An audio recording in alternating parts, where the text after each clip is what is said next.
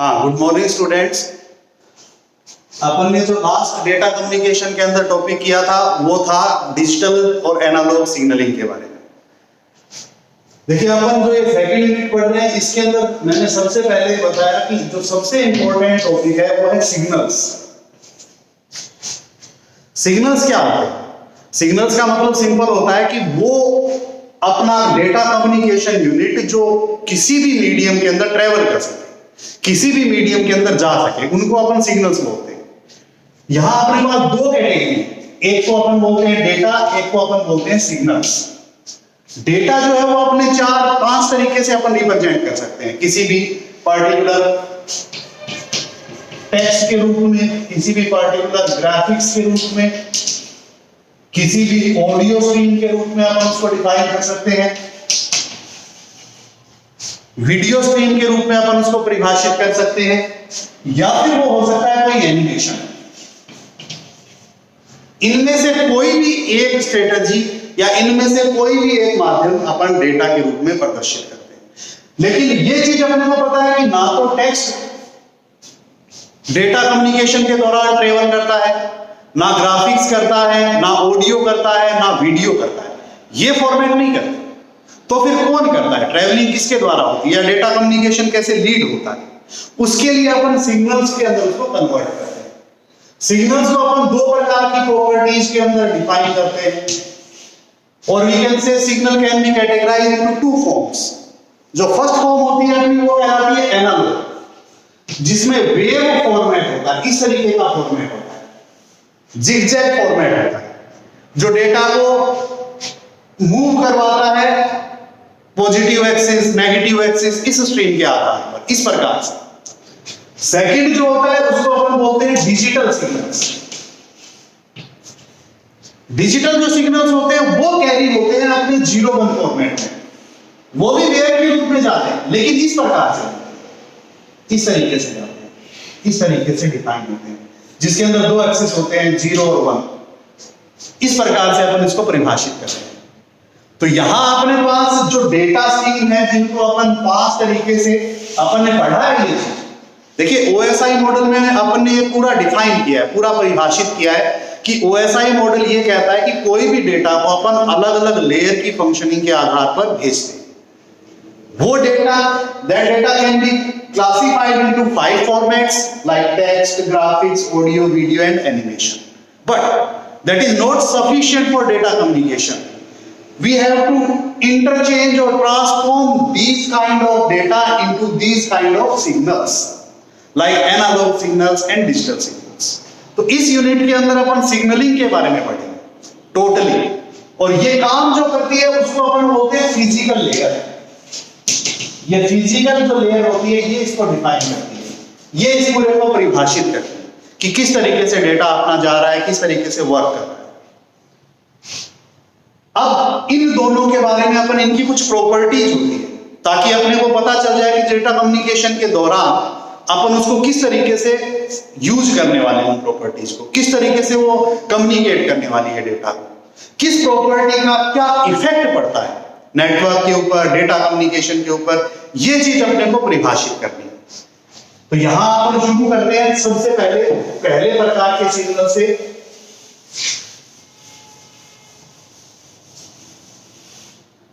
जिसको अपन बोलते हैं एनालॉग सिग्नल्स।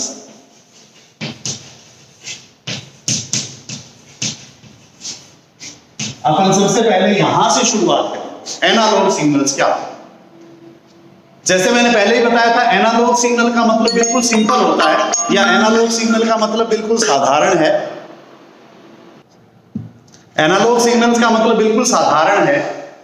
अपन एनालॉग सिग्नल का मतलब समझते हैं वो सिग्नल से या उन सिग्नल्स से जो सिग्नल्स अपने कैरी कर रहे हैं वो एक्सिस के दौरान, या जो सिग्नल अपने कैरी कर रहे हो वेव फॉर्मेट में, वेव्स के दौरान जो सिग्नल्स अपने कैरी कर रहे हैं उनको अपन बोलते हैं एनालॉग सिग्नल्स।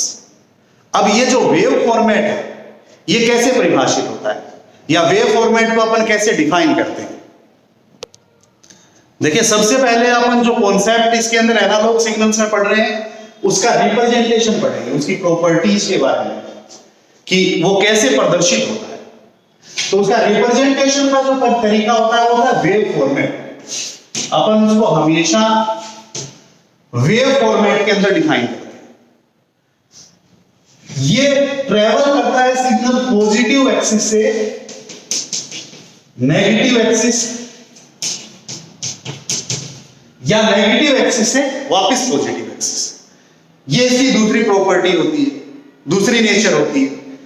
ये मोस्टली या अपन यूं कह सकते हैं साइन वेव के रूप में प्रदर्शित होता है, पर्टिकुलरली अपन बोले, और वो भी कॉम्पोजिट वेव्स होती है, मतलब मल्टीपल वेव्स को अपन एक साथ परिभाषित कर सकते हैं। इन तीन चीजों से अपन समझते हैं, ये तीन अपने एनालॉग सिग्नल्स होते हैं। ये मैंने बताया थ्योरेटिकल। अब अपन इसी चीज को थोड़ा सा प्रैक्टिकली डिफाइन करते हैं, प्रैक्टिकली परिभाषित करते हैं कि भाई एनालॉग सिग्नल किस तरीके से रिप्रेजेंट होते हैं। इसके अंदर कुछ एक विशेष प्रॉपर्टीज भी हैं जिनको अपने को इंप्लीमेंट करना है, जिनको अपने को लागू करना है। तीन चीजें जो अपन ने समझी है कि हमेशा एनालॉग सिग्नल्स वेव फॉर्मेट में होंगे, पॉजिटिव और नेगेटिव एक्सिस के बीच में ट्रेवल करेंगे, जिगजैग फॉर्मेट के अंदर होंगे, साइन वेव होंगी और मल्टीपल वेव एक साथ ट्रेवल करेंगी। एक से ज्यादा जो वेव है वो साइन वेव के रूप में एक स्थान से दूसरे स्थान पर जाएंगे। अब ये जो एनालॉग सिग्नल होते हैं इनकी कुछ एक प्रॉपर्टीज होती है। मैं पहले डायग्राम से समझाता हूं कि क्या होता है। इसका सिंपल सा तरीका होता है, सपोज कीजिए कि ये अपना रिप्रेजेंटेशन, ये अपना मेन एक्सिस है जिसको अपन बोलते हैं जीरो एक्सिस, इसके द्वारा परिभाषित हो रहा है। ये अपना जीरो को डोनेट करता है। ये अपना ऊपर वाला जो होगा वो हमेशा कहलाएगा पॉजिटिव एक्सिस, ये जो नीचे वाला है वो हमेशा कहलाएगा नेगेटिव एक्सिस। अब वेव कैसे गति करती है, यस एनालॉग वेव कैसे गति करती है, वो इस फॉर्मेट के अंदर पॉजिटिव एक्सिस गई, नेगेटिव एक्सिस आई, फिर से पॉजिटिव एक्सिस गई, फिर से नेगेटिव एक्सिस की तरफ बढ़ी, ऐसे ट्रेवल करती है, आगे की तरफ बढ़ती है, टाइम के अकॉर्डिंग आगे की तरफ जाती रहती है। इसके अंदर जो चार प्रॉपर्टीज होती है बेसिकली, जिनको आज अपने को पूर्ण रूप से समझना है, जिनके बेस पर ये एनालॉग सिग्नल्स कैरी करते हैं, गति करते हैं, किसी भी मीडियम में एक स्थान से दूसरे स्थान पर जाते हैं। सबसे पहला जो केस कहलाता है इसके अंदर वो है एम्पलीट्यूड। सबसे इंपॉर्टेंट एम्पलीट्यूड। एम्पलीट्यूड का क्या मतलब होता है? एम्पलीट्यूड को अपन मान के चलते हैं कि उस सिग्नल की जो स्ट्रेंथ है उसको वो परिभाषित करता है। The strength of any signal is known as amplitude. अपन बोल सकते हैं ये चीज, और अगर अपन इसको परिभाषित करें तो एम्पलीट्यूड का मतलब होता है maximum displacement of any signal at particular point is known as amplitude. किसी भी सिग्नल की, जैसे ये अपना एनालॉग सिग्नल है, ये अपना एनालॉग सिग्नल है, इस सिग्नल के अंदर जो मैक्सिमम डिस्प्लेसमेंट है, डिस्प्लेसमेंट का मतलब ये होता है जो मूल एक्सिस है इसका, जो ओरिजिनल एक्सिस है, ये वाला एक्सिस, इस एक्सिस से दूरी, डिस्प्लेसमेंट का मतलब होता है दूरी, अधिकतम जो दूरी होती है वो उसका एम्पलीट्यूड कहलाती है। जैसे सपोज कीजिए कि इसकी अधिकतम दूरी ये इसका डिस्प्लेसमेंट है ओरिजिन पॉइंट से, इसको अपन बोलेंगे एम्पलीट्यूड। ये अपना एम्पलीट्यूड कहलाता है, और ये इसका स्ट्रेंथ बताता है। ये जितनी ज्यादा डिस्प्लेसमेंट होगी इसका मतलब वो वाला पर्टिकुलर सिग्नल उतना ही ज्यादा बूस्टेड है, या अपन कह सकते हैं कि उतना ही ज्यादा स्ट्रॉन्ग है। इसमें मैंने बताया था इंपेयरमेंट्स आती हैं, जैसे जैसे आगे बढ़ते हैं अपन, जैसे जैसे सिग्नल आगे कैरी करता है वैसे वैसे इसके अंदर एक प्रॉब्लम आती है कि इसकी स्ट्रेंथ कम होती जाती है, यानी कि इसका एम्पलीट्यूड कम होता जाता है।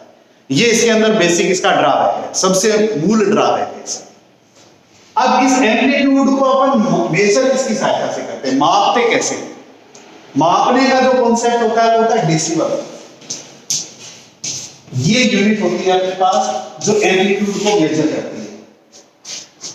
किसी भी साइन वेव या किसी भी एनालॉग वेव का amplitude it is maximum displacement of any particular point of any analogue wave is known as an amplitude. किसी भी साइन वेव की या किसी भी एनालॉग वेव के अंदर उसके मूल बिंदु से अधिकतम जो डिस्प्लेसमेंट है, विस्थापन जिसको अपन बोलते हैं, वो जो दूरी है वो अपना एम्पलीट्यूड कहलाती है, और वो एम्पलीट्यूड अपन डेसिबल की सहायता से मेजर करते हैं, डेसिबल की सहायता से मापते हैं। अब इसके अंदर दूसरा कॉन्सेप्ट आता है एम्पलीट्यूड के बाद, जिसको अपन बोलते हैं साइकिल, चक्र।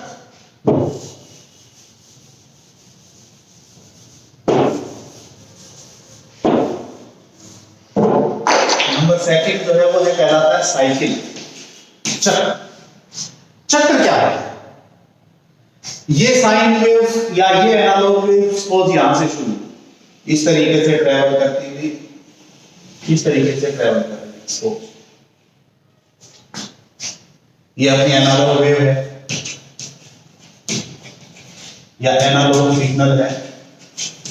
अब ये जो एनालॉग वेव है ये अपना इस ओरिजिन पॉइंट से, जहां से ये शुरू हुई है, वहां से पूरा पॉजिटिव एक्सिस के ऊपर इसने ट्रैवल किया, फिर उसके बाद नेगेटिव एक्सिस पे ट्रैवल करने के बाद जैसे इस ओरिजिन पॉइंट पर वापस पहुंचती है, यहां से यहां ये जो दूरी होती है, ये जो डिस्टेंस है, इस दूरी को अपन बोलते हैं cycle. That is one cycle. A zigzag or a completion of any analog wave from positive axis to negative axis is known as cycle. जब भी कोई पॉजिटिव एक्सिस से नेगेटिव एक्सिस की तरफ या नेगेटिव एक्सिस से पॉजिटिव एक्सिस की तरफ मूल बिंदु से शुरू होकर वापस मूल बिंदु या मूल एक्सिस पे पहुंचती है कोई भी वेव, तो वो उसका क्या कहलाता है? साइकिल कहलाता है। ये इसका एक कंप्लीट वन साइकिल है, इसको अपन साइकिल बोलते हैं। इसको अपन संख्याओं में गिनते हैं, जैसे वन साइकिल यहाँ कंप्लीट हो गया डिस्टेंस के रूप में, आगे दूसरा आगे जाकर हो जाता है। जैसे जैसे टाइम बढ़ता रहता है, जैसे जैसे डिस्टेंस बढ़ती रहती है, वैसे वैसे साइकिल कंप्लीट होते रहते हैं। ये इसकी दूसरी इंपॉर्टेंट प्रॉपर्टी है। थर्ड जो इसकी प्रॉपर्टी होती है वो अपनी कहलाती है फ्रीक्वेंसी। सबसे इंपॉर्टेंट एम्पलीट्यूड को अपन बोलते हैं आयाम, साइकिल कहलाता है चक्र, और फ्रीक्वेंसी कहलाती है आवृत्ति।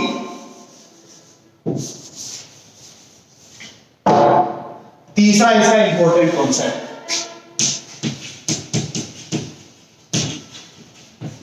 फ्रीक्वेंसी। फ्रीक्वेंसी क्या होती है? ये बिल्कुल साइकिल के ऊपर डिपेंड करती है। देखिए अपन ने क्या किया था, अभी साइकिल क्या बताया था कि ये इस तरीके से पॉजिटिव एक्सिस से शुरू हुआ, फिर नेगेटिव एक्सिस पे गया, ये यहां पर एक साइकिल कंप्लीट हो गई, फिर से वापस पॉजिटिव एक्सिस पे गया, फिर से एक साइकिल कंप्लीट हो गई, फिर से पॉजिटिव एक्सिस पे गया, फिर से एक साइकिल कंप्लीट हो गई। इस तरीके से बढ़ रहा है, इस तरीके से सपोज इसका प्रोसेसिंग बढ़ रहा है। यहां पर साइकिल का मतलब ये है कि ये यहां से शुरू हुआ, एक साइकिल कंप्लीट हुआ, यहां दूसरा कंप्लीट हो गया, यहां तीसरा कंप्लीट हो गया। सपोज करते हैं कि यहां से यहां तक जाने में सिग्नल को लगता है 1 सेकंड, 1 सेकंड का टाइम होता है।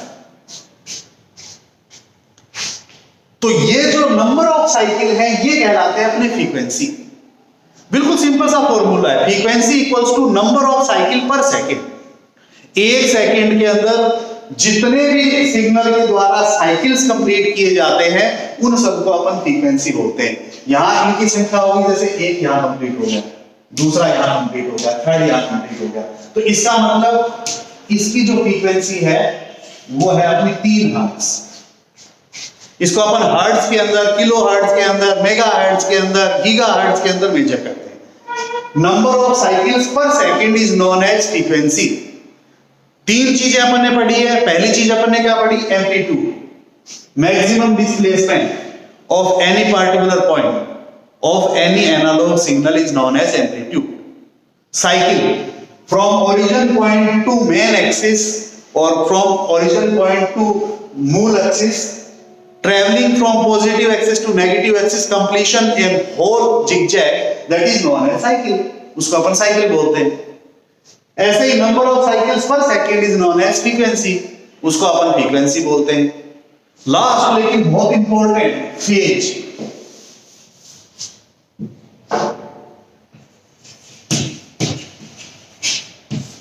फेज क्या है?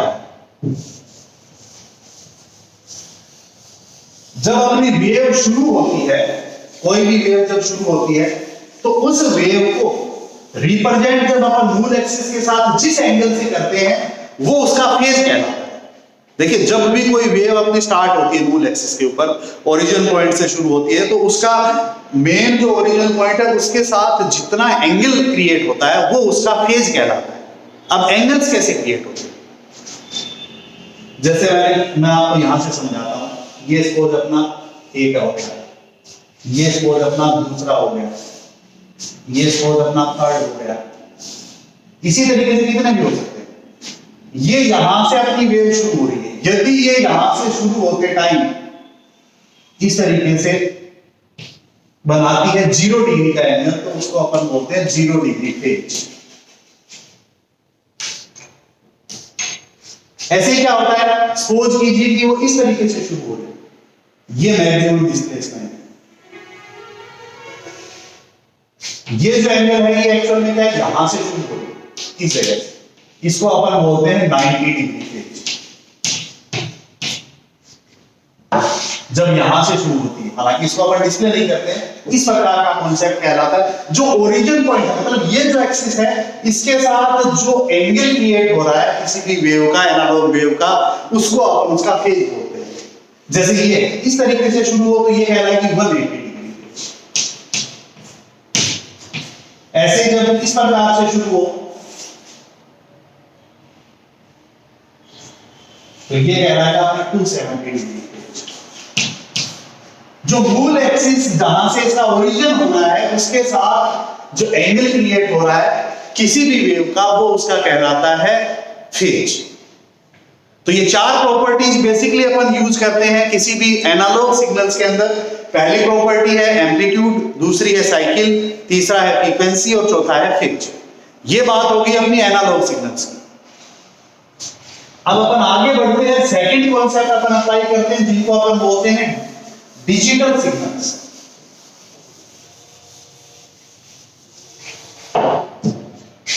डिजिटल सिग्नल्स क्या होते हैं?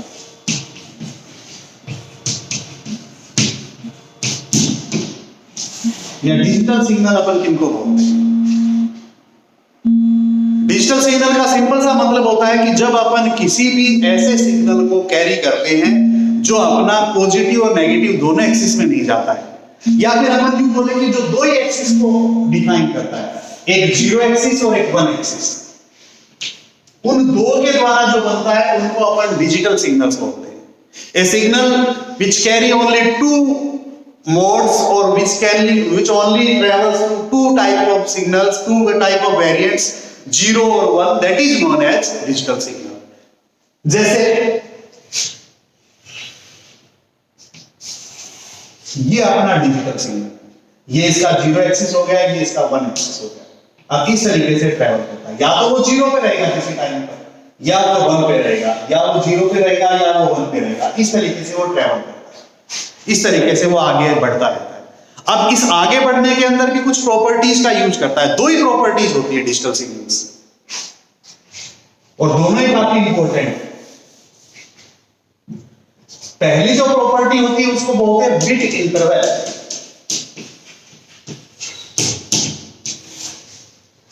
बिट इंटरवल क्या होता है?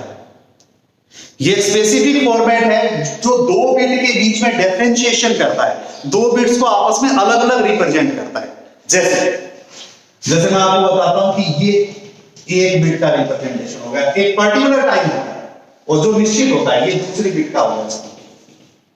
ऐसे ही सपोज कीजिए कि 3rd बिट का होगा,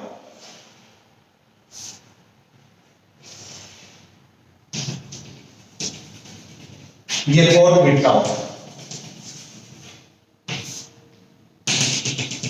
ये 5th बिट का होगा। इस तरीके से बिट का रिप्रेजेंटेशन। ये जो गैप है, ये जो दूरी है जो कि इक्वल रहती है सबके अंदर, इस पूरी दूरी को अपन बोलते हैं बिट इंटरवल। ये समान होती है, एक समान रहती है सभी बिट के रूप में, और ये एक सिंगल बिट को रिप्रेजेंट करती है, एक बिट को प्रदर्शित करती है। जैसे यहां अपन इस एक्सिस पे है तो ये रिप्रेजेंट कर रही है 1 को, अगली बार ये यहां है इसका मतलब ये 0, फिर से यहां है इसका मतलब ये 0, फिर से ऊपर है इसका मतलब ये 1, फिर से ये यहां पर है इसका मतलब 0। तो ये जो सिग्नल हो गया ये अपना हो गया 10010, ये पर्टिकुलर सिग्नल। और एक बिट को रिप्रेजेंट करने के लिए जो उसका टाइमिंग है या जो उसका इंटरवल है, टाइम के बीच में जो दूरी है, वो अपनी बिट इंटरवल कहलाती है। ऐसा ही दूसरा है बिट रेट।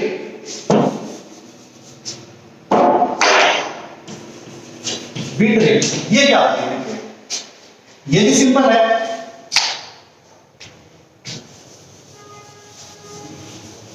जैसे फ्रीक्वेंसी होती है वैसे बिट रेट होती है। फ्रीक्वेंसी किसको बोलते हैं? Number of cycle per second. यहां अपन बोलते हैं number of bit per second. Suppose कीजिए कि यहां से यहां तक जाने में 1 सेकंड लगता है, 1 सेकंड। तो 1 सेकंड के अंदर कितनी बिट हुई? 1 ये बिट हुई, 2, 3 और 4। इसका मतलब इसकी जो बिट रेट होगी वो होगी 4 bit per second. Number of bit travels in 1 second is known as bit rate, उसको अपन बिट रेट बोलते हैं। तो ये दो प्रॉपर्टीज होती है डिजिटल सिग्नल्स। आज अपन ने एनालॉग और डिजिटल दोनों प्रकार के सिग्नलिंग के बेसिक प्रॉपर्टीज को पढ़ा है। नेक्स्ट लेक्चर के अंदर अपन उसको सिग्नलिंग को और एक्सप्लेन करेंगे इसमें। Thank you.